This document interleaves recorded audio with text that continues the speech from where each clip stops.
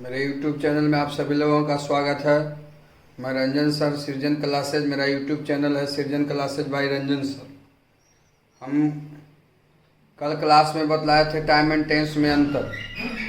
Time and tense में हम लोग देखे थे कि विभिन्न प्रकार के अंतर है। हम लोग टाइम एंड टेंस चैप्टर पढ़ रहे हैं और परसों हम लोग PDF के माध्यम से आपको आंसर शीट भेजे थे, जिसमें बहुत सारे लड़के ने कमेंट करके बताया कि मेरा कितना में कितना सही हुआ है ना। तो इसलिए आप लोग होमवर्क बनाए, उसके लिए थैंक्स। और जो जिसका 30 नंबर आया है, 35 नंबर आया है, यानी 35 को ऑब्जेक्टिव सही हुआ है, 40 को ऑब्जेक्टिव सही हुआ है, तो उसको घबराने की ज़रूरत नहीं है। पूरे नोटबुक को फिर से पढ़िए आप लोग, और पढ़ने के बाद फिर से आप है जो उसी क्वेश्चन को दोबारा रिवाइज कीजिए। यानी हर एक नियम को फिर से पढ़ना, आप सही तरीक़ा से आगे चलकर बिल्कुल सही हो जाइए। इसे घबराने की ज़रूरत नहीं कि हमको 30 का सही हुआ, मेहनत करने की ज़रूरत है। और पूरे प्रीपोजिशन का, ग्रामर का पूरा रूल का PDF कल आपको डाल दिया जाएगा, है ना। जो आप लोग एक जगह संग्रह किया हुआ है उसको आप लिख सकते हैं, देख सकते हैं, है ना। हर एक चैप्टर का आपको उसी तरह से PDF मिलेगा और आपको मेहनत करने की ज़रूरत है। जितना भी होमवर्क मिलता है उसको पूरा करना है और ऐसे ही अंदाज नहीं बनाना है। पहले रूल को फॉलो कीजिए, रूल को पढ़िए, उसके बाद बनाइए। तो हम लोग टाइम एंड टेंस पढ़ रहे हैं, जिसमें हम आपको बताए थे कि प्रेजेंट इंडेफिनिट टेंस के पढ़ कर आइएगा। और हम होमवर्क आपको दिए थे कि किसके साथ V1 लगेगा, किसके साथ V5, और जब निगेटिव रहेगा तो किसके साथ डू नॉट लगेगा, किसके साथ डज नॉट। ये सबसे ग्रामर की महत्वपूर्ण चैप्टर है। इसके बगैर आपका स्पोकन, है ना, राइटिंग स्किल, पूरे ग्रामर इसके बगैर अधूरा है। इसलिए इसको गौर से समझिएगा। इसमें हर एक टेंस के बारे में पढ़ना है और हर एक टेंस का अपना अपना रूल है ना, रूल है, कंडीशन है। इसलिए इसको ईमानदारी पूर्वक से समझना है। यह आपका ग्रामर का बैकबोन है, इसलिए इसको समझिए। तो टाइम एंड टेंस में हम लोग को सबसे पहले पढ़ना है प्रेजेंट इंडेफिनिट टेंस के बारे में। क्या कि टाइम एंड टेंस में प्रेजेंट इंडेफिनिट टेंस का क्या इंपॉर्टेंस है, क्या महत्व है। तो पहला हम लोग को पढ़ना है प्रेजेंट इंडेफिनिट टेंस के बारे में। आपको हम टेंस पढ़ाए होंगे ऑफलाइन क्लास में। ये टेंस नहीं है, ये टाइम एंड टेंस है, लेकिन टाइम एंड टेंस आपका टेंस पर ही डिपेंड है। आप टाइम एंड टेंस, है ना, समझिएगा। आपको हम पढ़ाए होंगे कि प्रेजेंट इंडेफिनिट टेंस आखिर कहते किसे हैं। तो N action that is done, N action that is done at present, जिससे किसी काम को वर्तमान में होने का बोध हो, जिससे किसी काम को वर्तमान में होने का बोध हो, उसे हम कहते हैं present indefinite tense. An action that is done at present. गौर से समझिएगा। अब हम लोग टाइम एंड टेंस जो चैप्टर है उसमें हम लोग प्रेजेंट इंडेफिनिट टेंस को उपयोगिता जानेंगे कि टाइम एंड टेंस में प्रेजेंट इंडेफिनिट टेंस का क्या एडवांटेज है, प्रेजेंट इंडेफिनिट टेंस का क्या इसमें पढ़ना है ना। यानी प्रेजेंट इंडेफिनिट टेंस के बारे में, है ना, हम लोग को पढ़ना है टाइम एंड टेंस चैप्टर में कि टाइम एंड टेंस में प्रेजेंट इंडेफिनिट टेंस का क्या इंपॉर्टेंस है ना। इसमें सभी टेंस का अपना अपना इंपॉर्टेंस है, इसलिए गौर से इसको समझना है। तो प्रेजेंट इंडेफिनिट टेंस का परिभाषा कहता है बाबू कि N action that is done at present, जिससे किसी काम को वर्तमान में होने का बोध हो, उसे हम कहते हैं प्रेजेंट इंडेफिनिट टेंस। और इसका कंस्ट्रक्शन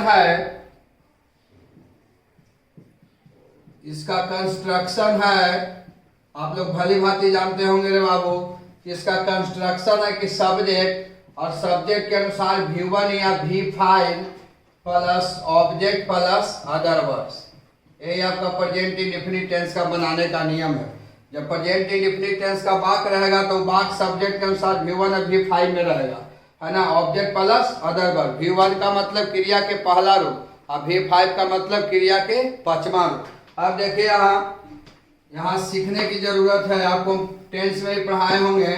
अगर सब्जेक्ट में आई रहे तो आई के साथ V1 लगता है। अगर सब्जेक्ट में बी रहे तो बी के साथ V1 लगता है। सीखिएगा। अगर सब्जेक्ट में यू रहे तो यू के साथ V1 लगेगा। V1 का मतलब क्रिया का पहला रूप। और सब्जेक्ट में रहे ही, सी, इट, नेम्स, तो इसके साथ V5 लगता है, यानी क्रिया में S या ES। जब किसी क्रिया में S और ES लगा रहे उसी को हम कहते हैं V5, है ना। V5 का मतलब क्रिया में S या ES, यानी क्रिया के पश्चमा रूप में S या ES रहता है। ये टेंस में भली भांति आपको हम पढ़ाए होंगे। तो ही सीट नेम के साथ V5 का प्रयोग करना है।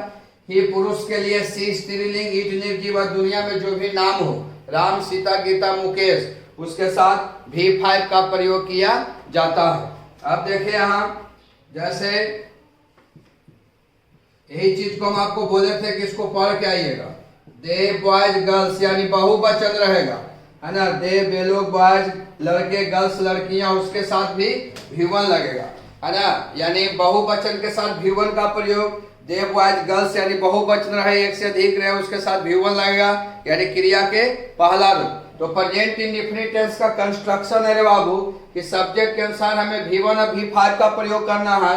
उसके बाद ऑब्जेक्ट प्लस अदर वर्ब्स। अगर सब्जेक्ट में I रहेगा तो I के साथ V1, सब्जेक्ट में B रहेगा B के साथ V1, सब्जेक्ट में U रहेगा U के साथ V1, सब्जेक्ट में ही है पुरुष के लिए, सी स्त्रीलिंग, ईट निर्जीव, और दुनिया में जो भी नाम हो, राम, सीता, गीता, उसके साथ V5 लगेगा, यानी क्रिया में S या ES। जब किसी क्रिया में S और ES लगा रहा है तो समझो कि वो V5 है। और जब प्लुरल रहेगा, दे बॉयज गर्ल्स, तो उसके साथ V1 लगेगा। ये आपका प्रेजेंट इंडेफिनिट टेंस का बनाने का नियम है। प्रेजेंट इंडेफिनिट टेंस का कंस्ट्रक्शन है कि सब्जेक्ट के अनुसार V1 या V5, object plus other verbs. इसको लिखिए तो फिर बतलाते हैं। इसको गौर से देख लीजिए एक बार, थोड़ा समझिएगा। ये हम समझने के लिए इतना हम बता दे रहे हैं। ये हम आपको याद करने के लिए बोले थे कि किसके साथ V1 लगता है, किसके साथ V5। अब देखिए, जब प्रेजेंट इंडेफिनिट टेंस का वाक्य रहेगा और निगेटिव सेंटेंस रहेगा, यानी नकारात्मक वाक्य रहेगा, तो नकारात्मक का कंस्ट्रक्शन होता है बाबू। जब निगेटिव रहेगा तो उसका कंस्ट्रक्शन होता है कि सब्जेक्ट टेंस में ही पढ़ाए होंगे। सब्जेक्ट के अनुसार डू नॉट या डज नॉट, सब्जेक्ट के अनुसार डू नॉट या does not plus V1, object plus other verbs, है ना। तो सब्जेक्ट के अनुसार डू नॉट या डज नॉट का हम प्रयोग तब करेंगे जब वाक्य रहेगा प्रेजेंट इंडेफिनिट टेंस के कौन सा टेंस, निगेटिव सेंटेंस। हमेशा याद रखिएगा कि जब प्रेजेंट इंडेफिनिट टेंस का वाक्य रहेगा और निगेटिव सेंटेंस रहेगा तो उसका कंस्ट्रक्शन है सब्जेक्ट के अनुसार डू नॉट या does not plus V1, object plus other verbs. अब यहाँ हम लोग सीखने का काम करेंगे। ये आपका थोड़ा समझने के लिए इतना हम बता दे रहे हैं। I रहेगा तो I के साथ डू नॉट, B रहेगा B के साथ डू नॉट, U रहेगा U के साथ डू नॉट, और ही सी, ईट नेम्स, इसके साथ डज नॉट लगेगा, डज नॉट। और जब प्लुरल रहे, बहुवचन, दे बॉयज गर्ल्स, इसके साथ डू नॉट रहेगा। इसको समझना है, खाली कॉपी में एक जगह किसी कॉर्नर में कोना में लिख लीजिएगा। अब देखिए यहाँ, तो जब प्रेजेंट इंडेफिनिट टेंस का वाक्य रहेगा और वाक्य रहेगा निगेटिव में, तो उसका निगेटिव का वाक्य का कंस्ट्रक्शन रहेगा कि सब्जेक्ट के अनुसार डू नॉट या does not, V1, object plus other verbs. I रहेगा तो डू नॉट, B के साथ डू नॉट, U के साथ do not, he she, it name, he पुरुष के लिए, सी स्त्रीलिंग, ईट निर्जीव, दुनिया में जो भी नाम हो, राम, सीता, गीता, मुकेश, उसके साथ डज नॉट। और जब बहुवचन रहेगा तब भी, है ना, एक से अधिक रहेगा तो do not. They boys girls, यानी हम लोग ये सीखें कि प्रेजेंट इंडेफिनिट टेंस का कंस्ट्रक्शन है सब्जेक्ट के अनुसार V1 या V5। अगर निगेटिव रहेगा तो सब्जेक्ट के अनुसार हम लोग डू नॉट या डज नॉट का प्रयोग करेंगे। सब्जेक्ट के अनुसार हम लोग डू नॉट या डज नॉट का प्रयोग तब करेंगे जब सेंटेंस हमारा निगेटिव होगा। जब सेंटेंस हमारा निगेटिव नहीं होगा और प्रेजेंट इंडेफिनिट टेंस का वाक्य रहेगा तो हम लोग सब्जेक्ट के अनुसार V1 या V5 का प्रयोग करेंगे। जो भी हम बताए थे कि किसके साथ V1 लगता है, किसके साथ V5 लगता है। इसको लिखिए, तब टाइम एंड टेंस में प्रेजेंट इंडेफिनिट टेंस का इंपॉर्टेंस बतलाते हैं।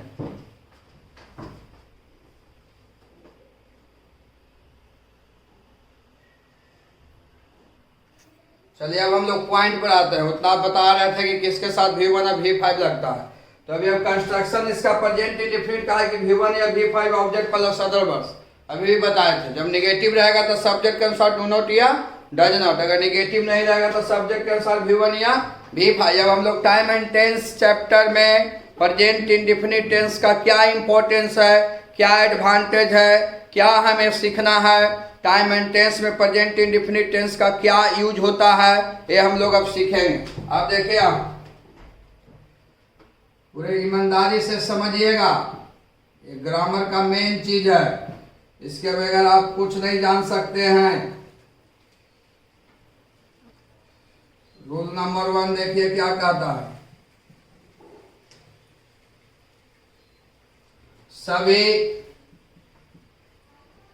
सभी विश्वव्यापी सत्य,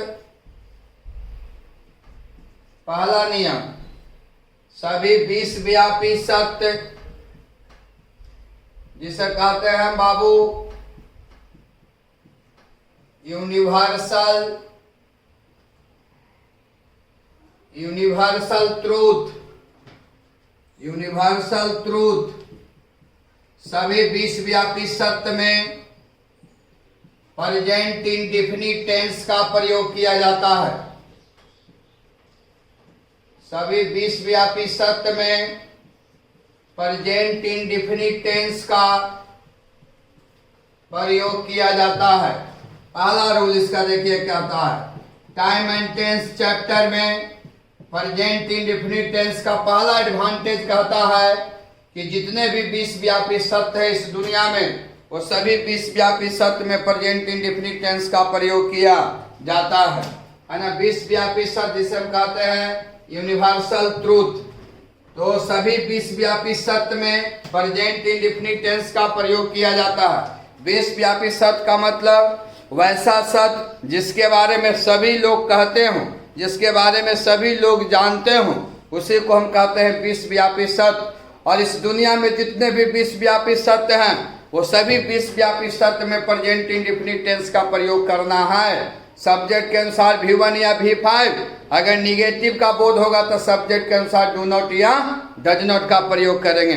अगर विश्वव्यापी सत्य का बोध होगा वाक्य से और उसका आंसर हम जब भी देंगे तो प्रेजेंट इंडेफिनिट टेंस में, अगर कोई दूसरा टेंस में आंसर दे दिए प्रेजेंट इंडेफिनिट को छोड़कर, प्रेजेंट कंटिन्यूअस, प्रेजेंट परफेक्ट, कोई भी टेंस में छोड़कर प्रेजेंट इंडेफिनिट टेंस का, तो वो आंसर क्या हो जाएगा, गलत हो जाएगा। चाहे आप भूगोल पढ़ते हैं, इतिहास पढ़ते हैं, फिजिक्स पढ़ते हैं, है ना, या केमिस्ट्री पढ़ते हैं, आप देखिएगा कि अगर आप उस दिए गए किताब में दिए गए सेंटेंस में, अगर किताब आप फिजिक्स का है, केमिस्ट्री का है, भूगोल का है, इतिहास का है, अगर उसमें विश्वव्यापी सत्य का चर्चा हुआ है तो वो वाक्य जब भी रहेगा तो प्रेजेंट इंडेफिनिट टेंस में ही रहेगा, क्योंकि हमारा नियम कहता है टाइम एंड टेंस का कि सभी विश्वव्यापी सत्य में प्रेजेंट इंडेफिनिट टेंस का ही प्रयोग किया जाता है।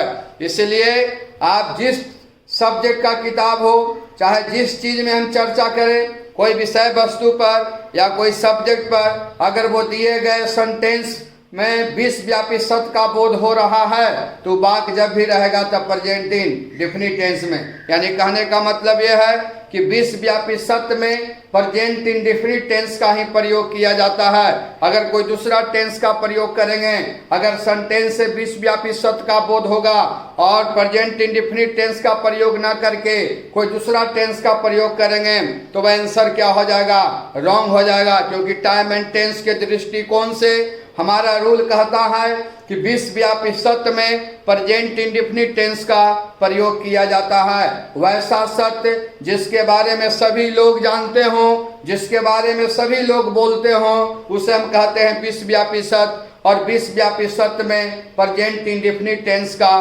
प्रयोग किया जाता है। इसलिए गौर से समझना है। आप लोग बहुत सारे विद्यार्थी को लग रहा हो कि टाइम एंड टेंस का मतलब टेंस है ना, ये टेंस से अलग है, भले ही टेंस पर आधारित है, लेकिन इसमें बहुत सारे आपका अलग अलग टेंस का अलग अलग एडवांटेज है। इसलिए इसको गौर से समझना है। जिसमें पहला एडवांटेज कहता है कि विश्वव्यापी सत्य में प्रेजेंट इंडेफिनिट टेंस का प्रयोग किया जाता है। अगर दिए गए वाक्य से विश्वव्यापी सत्य का बोध हो रहा है और बाक निगेटिव में नहीं है तो हम लोग सब्जेक्ट के अनुसार V1 या V5 का प्रयोग करेंगे। अगर दिए गए बाक से विश्वव्यापी सत्य का बोध हो रहा है और बाक निगेटिव में है तो सब्जेक्ट के अनुसार हम लोग डू नॉट या डज नॉट का प्रयोग करेंगे। यानी कहने का सेंस ये है रे बाबू कि हमें प्रेजेंट इंडेफिनिट टेंस में यानी विश्वव्यापी सत्य में हमें प्रेजेंट इंडेफिनिट टेंस का प्रयोग करना चाहिए। जैसे देखो यहाँ, जैसे the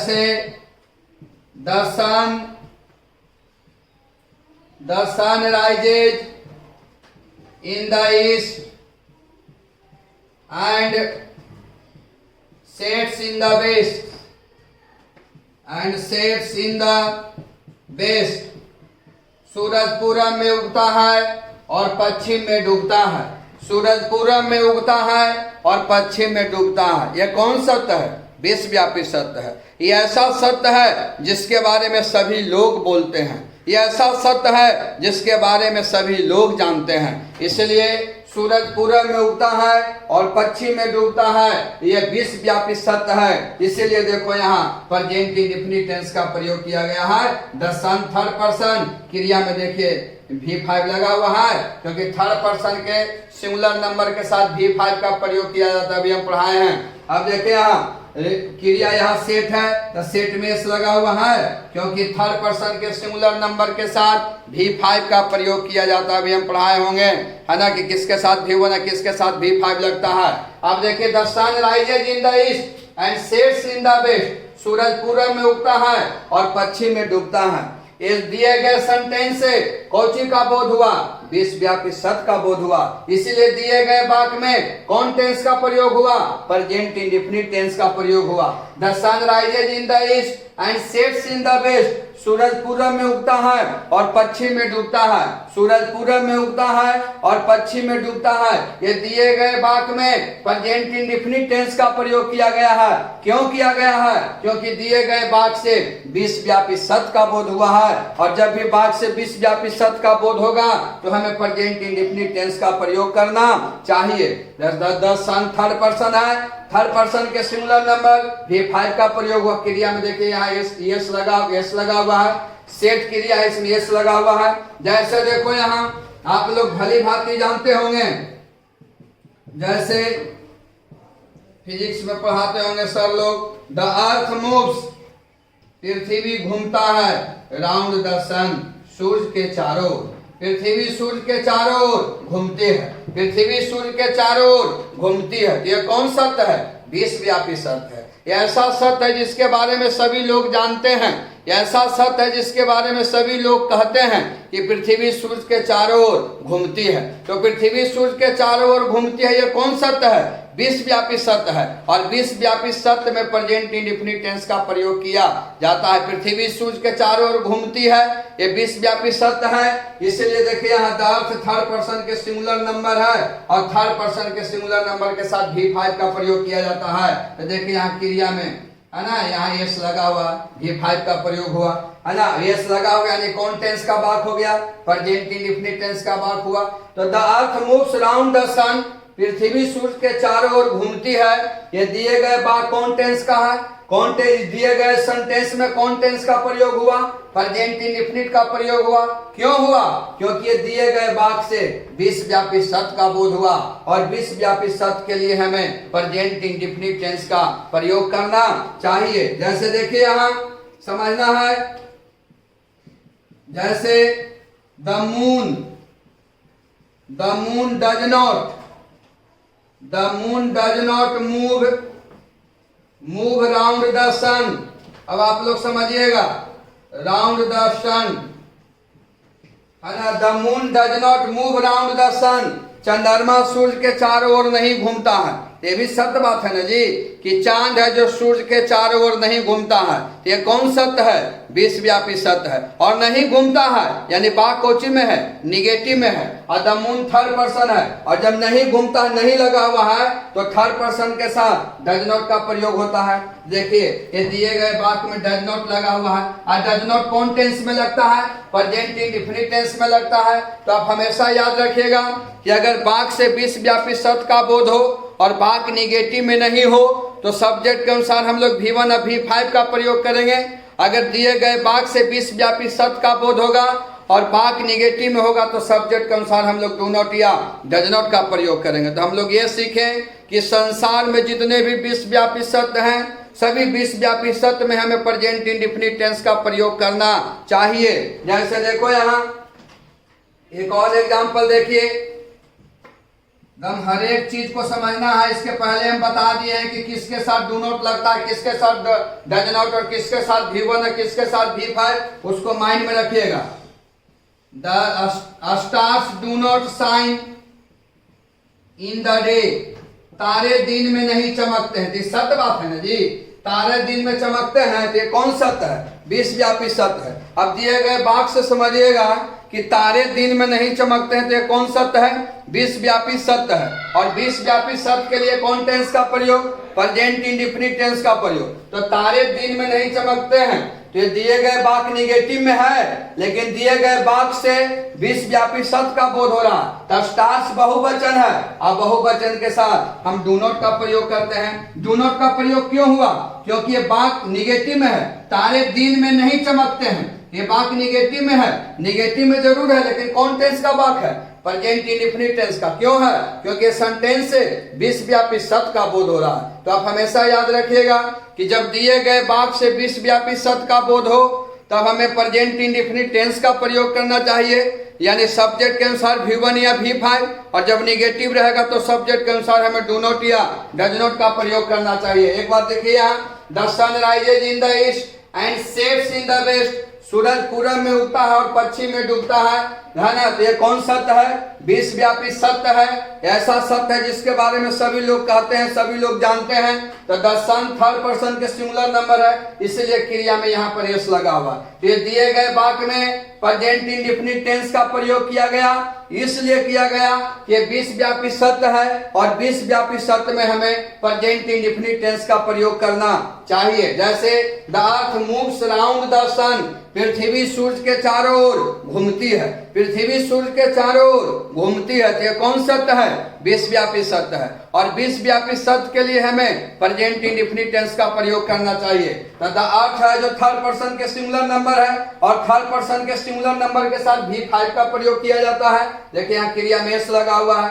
the moon does not move round the sun, है ना। चंद्रमा सूर्य के चारों ओर नहीं घूमता है, नहीं घूमता है, नहीं लगा हुआ है, लेकिन दिए गए वाक्य से विश्वव्यापी सत्य का बोध हुआ और वाक्य निगेटिव में है, इसलिए मून के साथ डज नॉट लगा। उसी प्रकार से stars do not shine in the day, तारे दिन में नहीं चमकते हैं, ये भी विश्वव्यापी सत्य है। दिन में तारा चमकता है, तो ये कौन सत्य है? विश्वव्यापी सत्य है। नहीं लगा हुआ है, इसलिए हम लोग डू नॉट या डज नॉट का प्रयोग करेंगे। या स्टार्स बहुवचन है, इसलिए क्या लगा? डू नॉट और डज नॉट कौन टेंस में लगता है? प्रेजेंट इंडेफिनिट टेंस में। यानी ये चारों सेंटेंस में प्रेजेंट इंडेफिनिट टेंस का प्रयोग किया गया है, इसलिए किया गया है क्योंकि ये चारों सेंटेंस से विश्वव्यापी सत्य का बोध हो रहा है, और विश्वव्यापी सत्य में हमें प्रेजेंट इंडेफिनिट टेंस का प्रयोग करना चाहिए। इसको लिखिए तो फिर बतलाते हैं।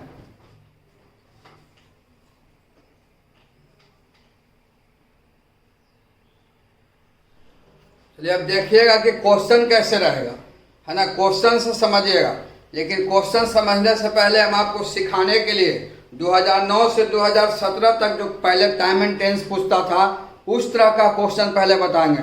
उसके बाद जो 2018 से ऑब्जेक्टिव आया है उसको बताएंगे, तब आप समझ पाइएगा, ऐसे समझ नहीं पाएगा। इसलिए अब तो क्वेश्चन ऑप्शन वाला आ गया है, लेकिन ऑप्शन वाला समझने से पहले विदाउट ऑप्शन वाला सीखिए, है ना, ताकि विदाउट ऑप्शन वाले से ही आप ऑप्शन वालों को समझ पाइएगा। क्योंकि है ना, क्वेश्चन को समझने के लिए सबसे इंपॉर्टेंट चीज है विदाउट ऑप्शन वाला। तो देखिए क्वेश्चन को, जैसे देखो यहाँ तुम आराम से सीखिएगा, समझिएगा। जैसे द अर्थ, पहले ऐसे प्रश्न आता था, मूव राउंड द सन, ये आपका क्वेश्चन है ना।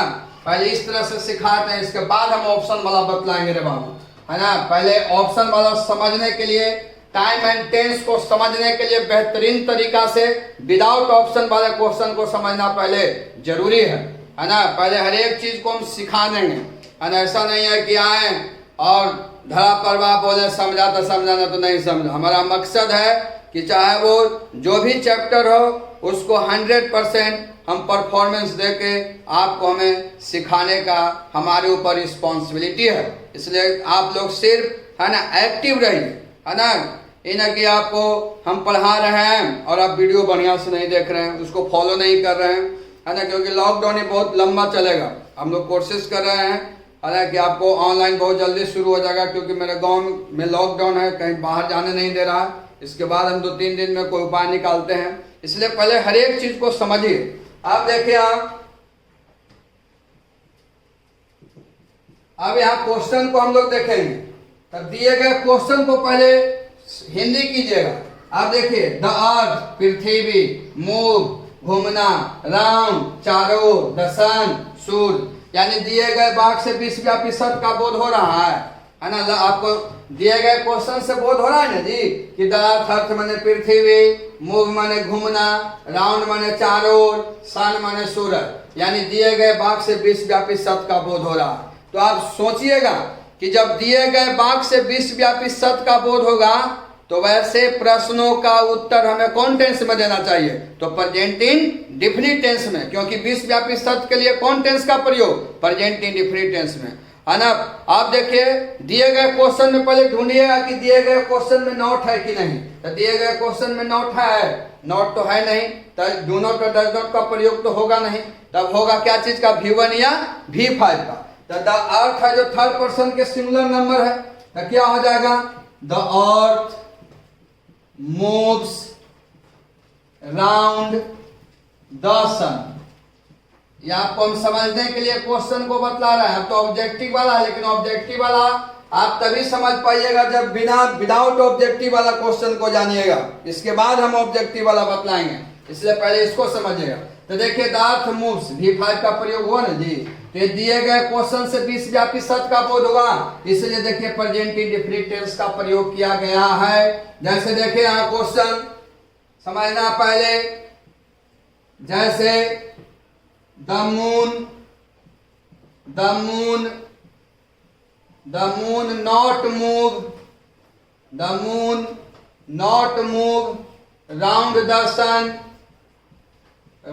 The sun. अब पहले दिए गए क्वेश्चन को समझने की कोशिश करना है, ऐसे नहीं कि जॉन मन में या जॉन टेंस में आंसर दे दिए। तो पहले देखिए, द मून माने चांद, नॉट मूव मतलब नहीं घूमता है, राउंड चारों ओर, द सन सूर्य के, यानी दिए गए वाक्य से विश्वव्यापी सत्य का बोध हो रहा है कि मून माने चांद, नॉट मूव नहीं घूमता है, राउंड चारों ओर, द सन सूरज के, यानी दिए गए वाक्य से विश्वव्यापी सत्य का बोध हो रहा है। दिए गए क्वेश्चन से विश्वव्यापी सत्य का बोध हो रहा है। और विश्वव्यापी सत्य के लिए कौन टेंस का प्रयोग? प्रेजेंट इंडेफिनिट टेंस का। लेकिन देखिए क्वेश्चन में क्या लगा हुआ? नॉट। जब क्वेश्चन में नॉट लगा रहेगा तो आंसर हम देंगे नेगेटिव सेंटेंस में। तो द मून थर्ड पर्सन है, तो थर्ड पर्सन के साथ सिंगुलर नंबर के साथ डज नॉट लगता है। शुरू में आपको लिखाए हैं, हम यहां लिखेंगे आंसर में, the moon does not move round the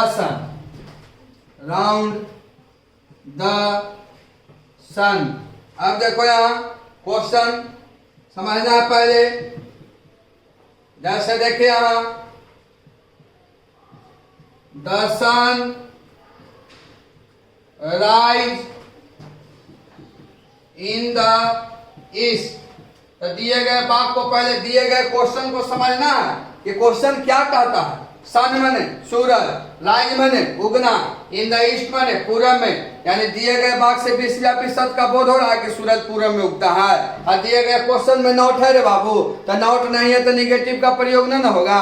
तो चाहे V1 लगेगा या V5 लगेगा। तो द सन थर्ड पर्सन के सिंगुलर नंबर है, तो थर्ड पर्सन के सिंगुलर नंबर के साथ V5 का प्रयोग होगा। तो यहाँ हम क्या लिखेंगे? The sun rises in the east, सूरज पूरब में उगता है। अब देखो यहाँ क्वेश्चन देखेंगे पहले हम लोग, जैसे stars not shine in the day.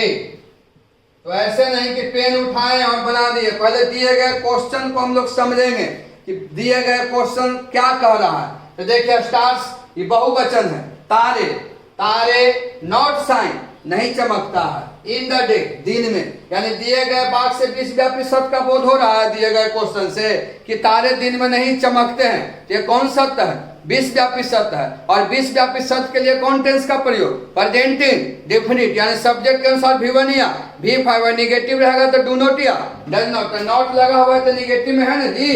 तो स्टार्स बहुवचन है तो बहुवचन के साथ डू नॉट लगेगा, आपको लिखाए होंगे। Stars do not shine in the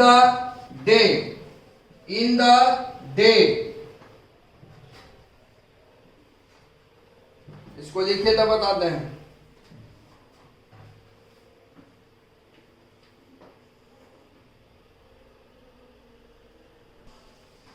चलिए देखे यहाँ क्वेश्चन हम लोग समझेंगे।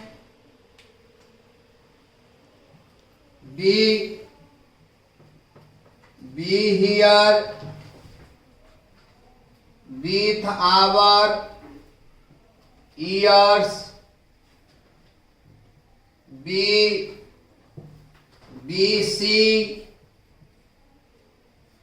see with our eyes, and we smell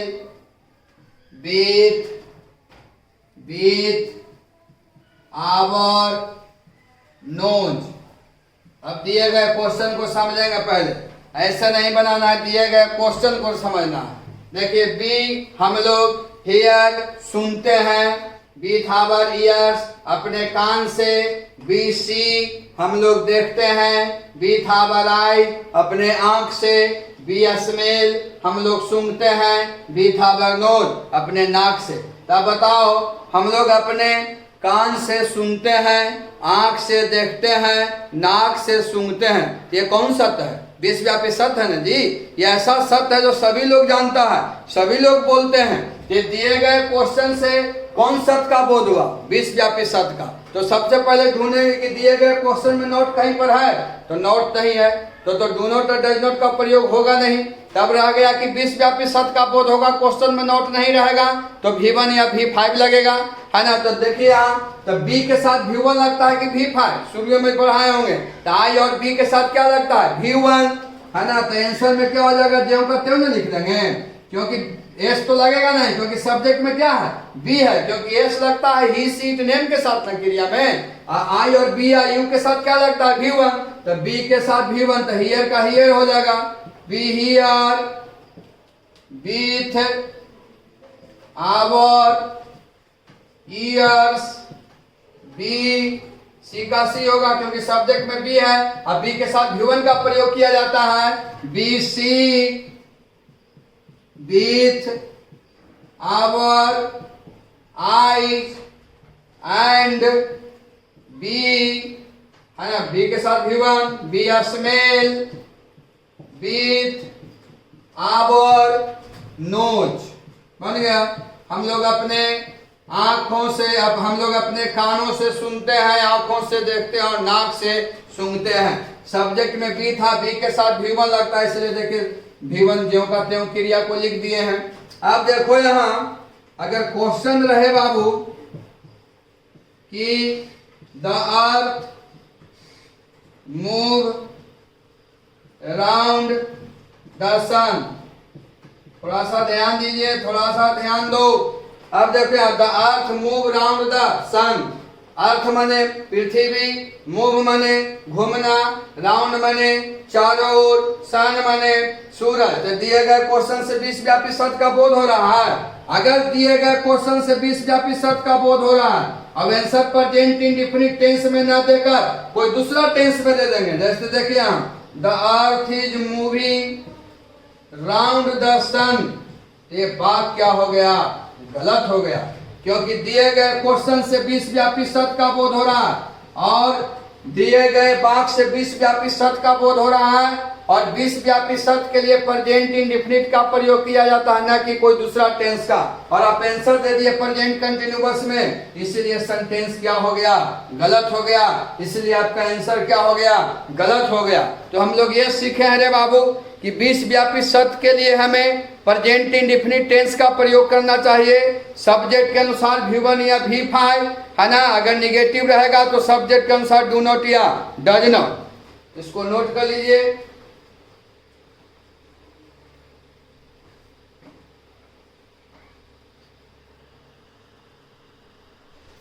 तो दिए गए जितना भी हम तमाम क्वेश्चन बताएं वो क्वेश्चन 2009 से 2017 तक इसी तरह से पूछता था और आपको हम ये क्वेश्चन इसलिए बता दिए कि आप अधिक से अधिक समझ सके।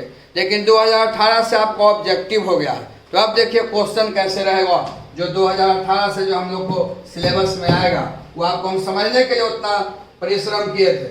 अब देखिए यहाँ क्वेश्चन द अर्थ, अब ध्यान दीजिए ऑब्जेक्टिव रहेगा round the sun, the earth round the sun.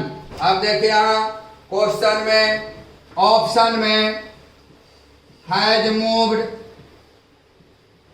B moves,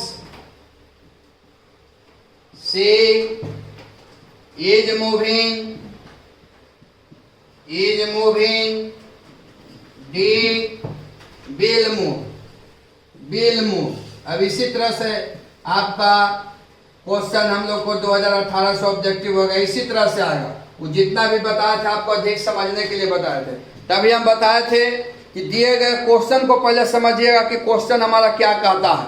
तो अर्थ माने पृथ्वी, राउंड माने चारों ओर, सन माने सूरज, और सभी देखिए आपका मुख्य क्रिया इसमें मूव है। तो आप देखेंगे कि दिए गए क्वेश्चन से 20 व्यापी शब्द का बोध हो रहा है कि नहीं हो रहा। द अर्थ माने पृथ्वी, राउंड माने चारों ओर, सन माने सूरज, आपका वर्ब है मूव, है ना, वर्ब मूव है ना, है कोई प्रेजेंट परफेक्ट टेंस का प्रयोग हुआ है, प्रेजेंट इंडेफिनिट का, प्रेजेंट कंटीन्यूअस का, लेकिन सब में मूव है, क्योंकि आपका मुख्य क्रिया क्या है, मूव। मूव माने घूमना। ये देखिए हैज मूव्ड, ये प्रेजेंट परफेक्ट में है, मूव्स है ना, ये प्रेजेंट इंडेफिनिट में है, इज मूविंग प्रेजेंट कंटीन्यूअस में है, विल मूव फ्यूचर इंडेफिनिट में। तो आप बताओ कि जब दिए गए वाक्य से 20 व्यापी शब्द का बोध होता है तो हमें कौन टेंस का प्रयोग करना चाहिए, है ना, तो प्रेजेंट इंडेफिनिट टेंस का। कहीं भी क्वेश्चन, कहीं भी ऑप्शन में निगेटिव नहीं है तो नॉट का तो प्रयोग होगा नहीं। तो यहाँ देखिए आंसर बी होगा, इसीलिए उसके इसके पहले हम वो बतलाए थे, है ना, जो पहले क्वेश्चन आता था, इसलिए इसको आप आसानी से समझ गए कि दिए गए वाक्य में प्रेजेंट के दिए गए क्वेश्चन से 20 व्यापी शब्द का बोध हुआ, इसलिए प्रेजेंट इंडेफिनिट टेंस का प्रयोग हुआ, मूव्स होगा। जैसे क्वेश्चन देखिएगा, जैसे देखो बाबू, the sun in the east, इसीलिए इसके पहले उस तरह से क्वेश्चन बताए थे जो पहले पूछता था कि ताकि आप इसको आसानी से समझ सके। अब दिए गए क्वेश्चन को ही समझ लो पहले। देखो यहां sets B, set C, is setting D, has set, has set, has set. अब यहाँ सीखेंगे हम लोग सन माने सूरज, इन द ईस्ट मतलब पूरब में, है ना। देखिए इसमें वर्ब कौन है, सेट है। तो अब देखिए यहाँ सेट्स है, सेट है, इज सेटिंग और है सेट, यानी the sun in the east, सूरज पूरब में, है ना। सॉरी सेट हम लिख दिया, राइज होगा बाबू, मिस्टेक हुआ, rises, rise, is rising, D,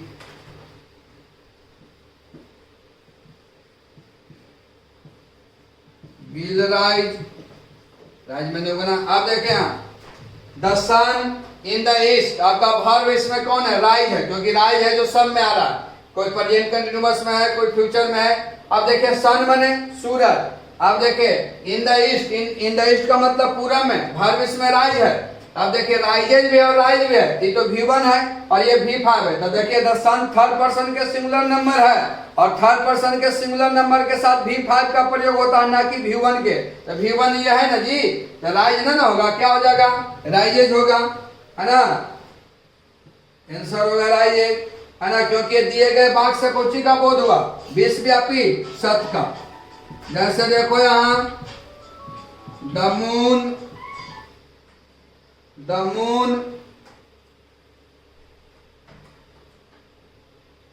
round the sun. अब यहां समझने की हम लोग कोशिश करेंगे। जैसे has not moved, B will not move, C is not moving,